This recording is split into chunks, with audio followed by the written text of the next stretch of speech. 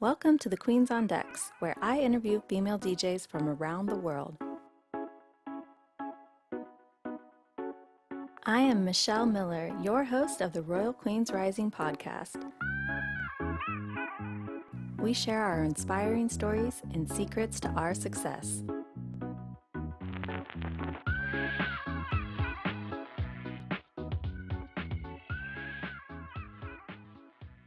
Hello, welcome. I'm Michelle Miller, DJ RunDat, your host of the Queens on Deck show and the Royal Queens Rising podcast.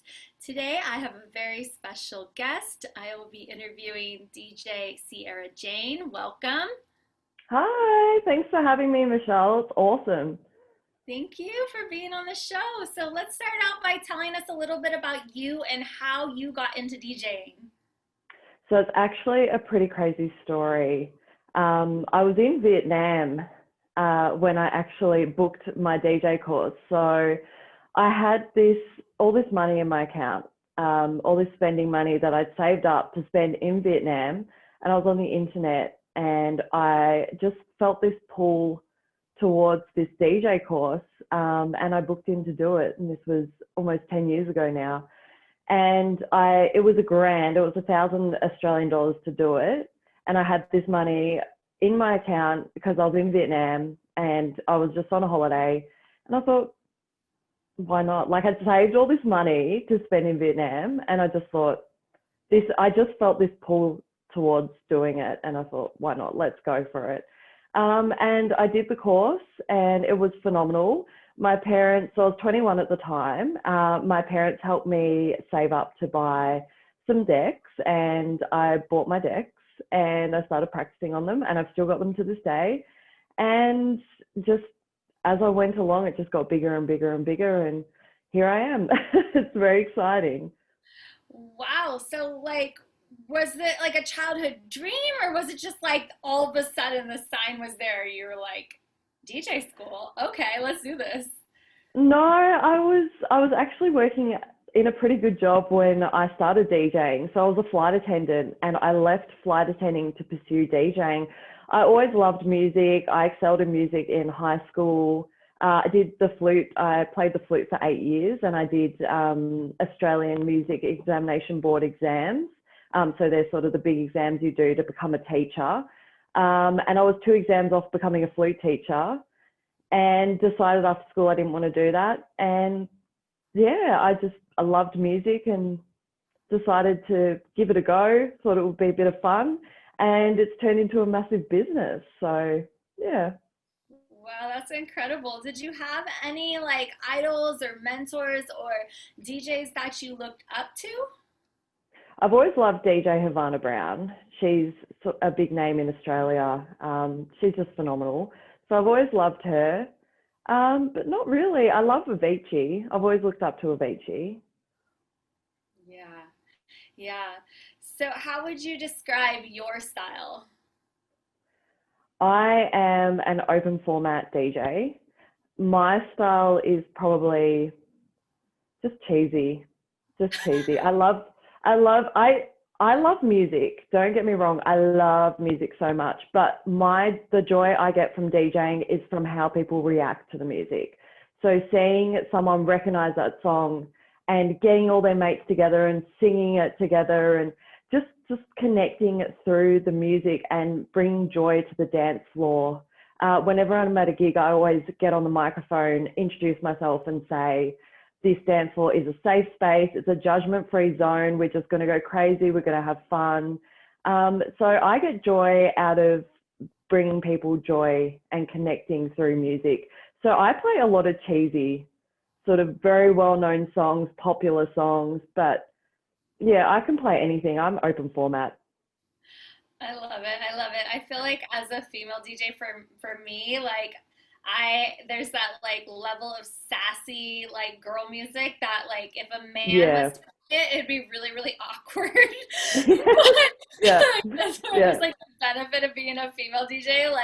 You could play that sexy, sassy music that the girls are gonna vibe to, but if it was a man playing it, there's some men would play it, but some men would be like, I don't know if I Yeah. can play, Yeah.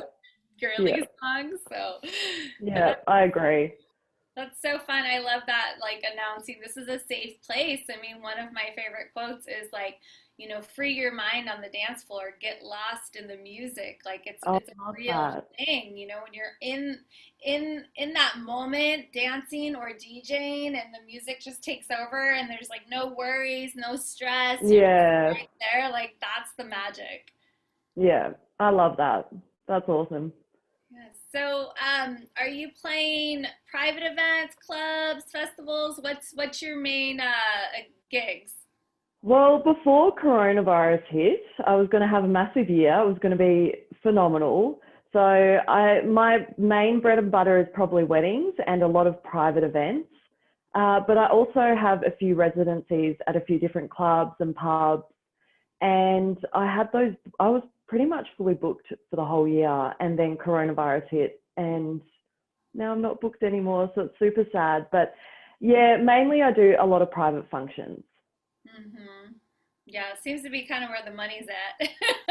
Yeah, I just love it. I love it so much. And I like it because I find here at clubs, you do 1 hour, and by the time you've paid for your parking, gotten dressed, got ready, paid for a bit of alcohol, you spent all your money. But I like the private events because they're longer. They're like 5 hour long gigs. Yeah, I just prefer it. Yeah, I definitely like the flexibility of being able to pick like and choose what kind of events I want to do. I mean, I do a Yeah.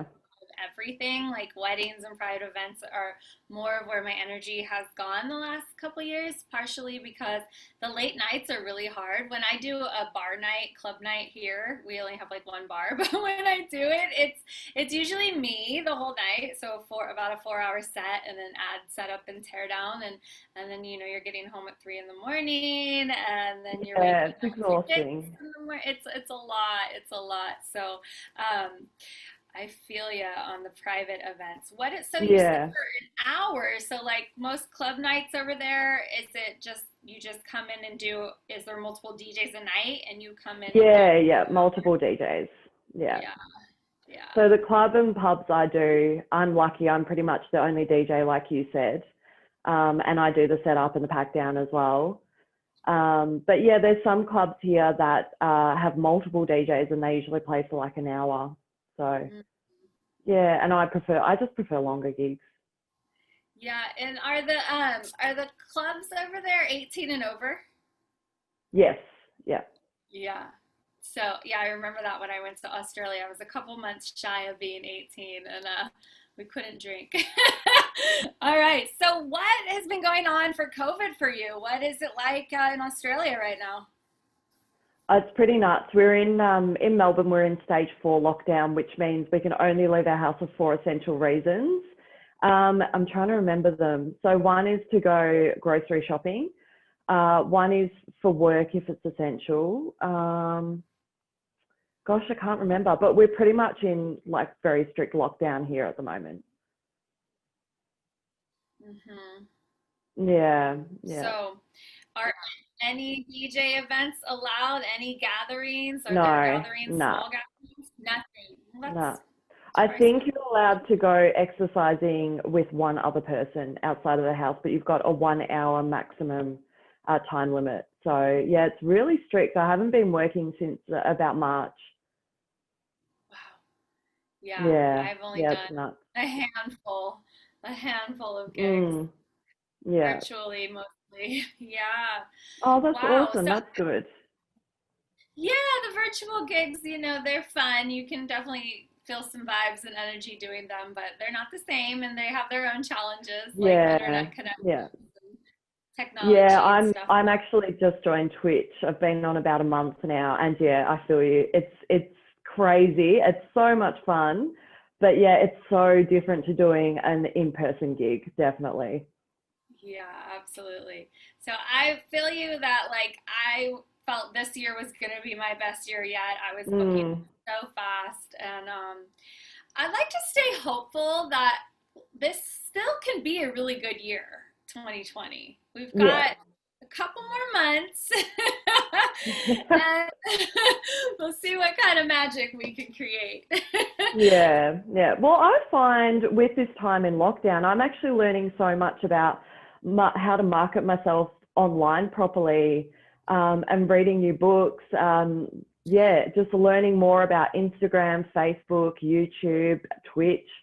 So I've found it's actually been a really good year, just Yeah. learning all this new stuff and filling my brain with all this online stuff that I thought I knew it all, but I didn't know it all at all.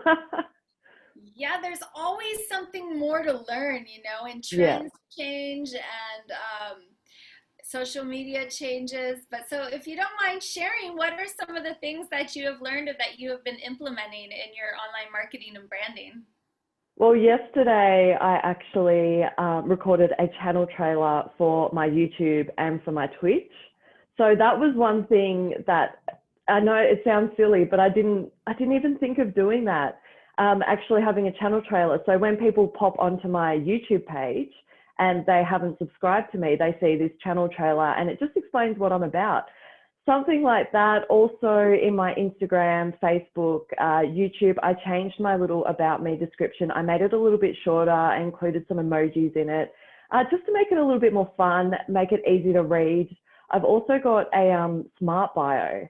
So you probably have one as well. I think they're also known as Linktree, but Yeah. a smart, yeah, it's that one link that you click and it just has a panel with all my different, so I've got like Facebook, Twitch, YouTube, and when you click on the buttons, it goes straight to that page.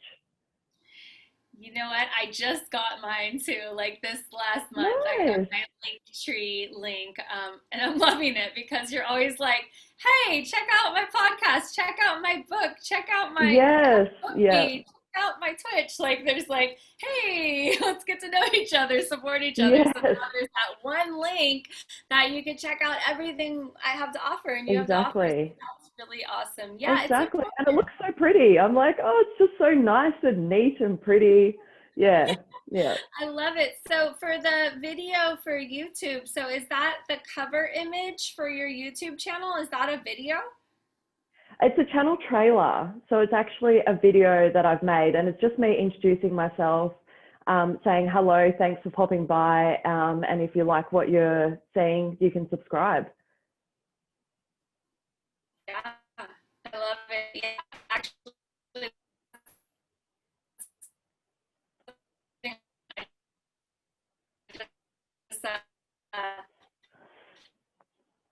I just like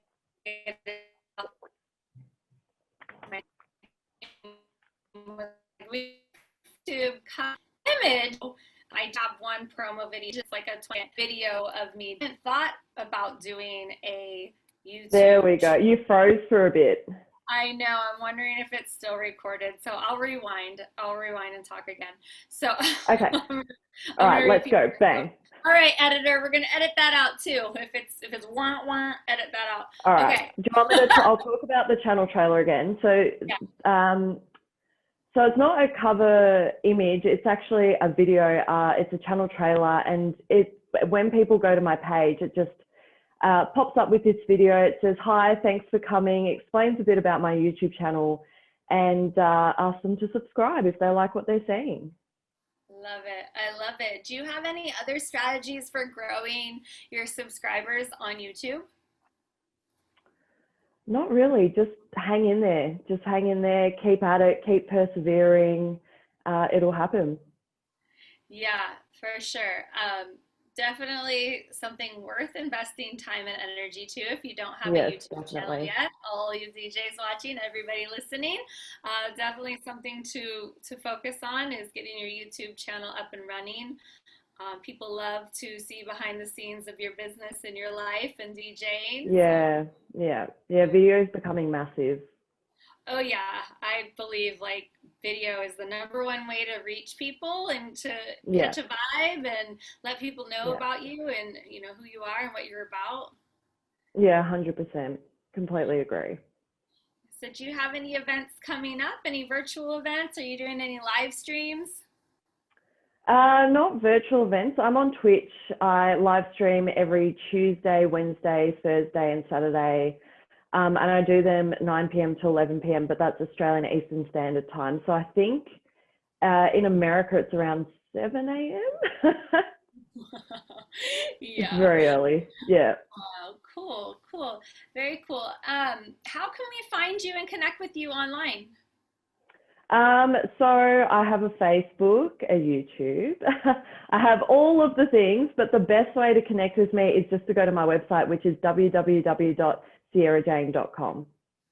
Awesome, wonderful. Do you have any advice for anybody listening that wants to start DJing or maybe has just started? Yeah, sure. So my advice, I actually use CDJs and a mixer. I have CDJ 350s Pioneer and a DJM 800 Pioneer mixer. And my 350s, my CDJ 350s, I actually started on and I'm still using them to this day. So my advice, I'm not sure about worldwide, but I know in Australia, the when you walk into a club, the sort of the decks of choice are the CDJ 2000 Nexus. But however, I've walked into clubs that don't have the latest and greatest CDJs. They've got maybe the CDJ 350s, the CDJ 400s. My advice would be, as a USB and CD DJ, would be to learn how to beat match and learn your equipment. So, because I'm on the CDJ 350s, I find that if I walk into a club with CDJ 2000's Nexus, I'm like, oh yes, I get to use the latest equipment. This is awesome.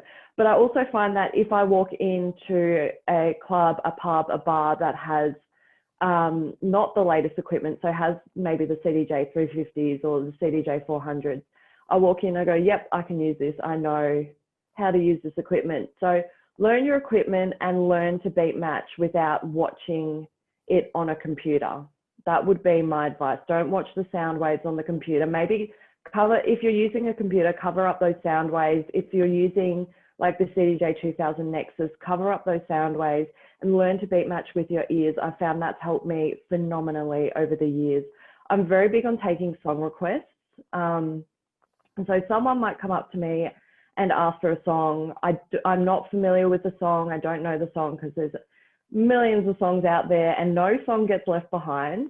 So I might not know the song and I'll play it. And because I've learned how to beat match with my ears, I can actually, when I'm listening to the song, I can tell what BPM it is and slow down or speed up my song that I want to mix in based on that other song. It takes time, but look at DJing not as, it is a talent, but it can also be learned. So look at DJing as learning a musical instrument. Anyone can do it. You've got to put the time and perseverance into it, but anyone can do it. Thank you so much, Sierra, for being on the show. I really appreciate having you, and cheers to a successful 2020 and an even better. Thank you. Yeah. Thank you. You too. Thank you so much for having me. I really appreciate it. And to any females, any males, any DJs out there, any aspiring DJs out there, go for it. Just do it. You can do it. Yes, absolutely. Wonderful. Thank you again. Thank you. Go to my website to claim your free gift, a digital copy of my best-selling book, How to Start a DJ Business. www.djrundat.com. Follow me on all social media handles, Facebook, Instagram, Twitter, and Twitch at DJ RunDat. Be sure to subscribe to my YouTube channel. To learn how you can book me or work with me, go to my website or email me at michelle@djrundat.com.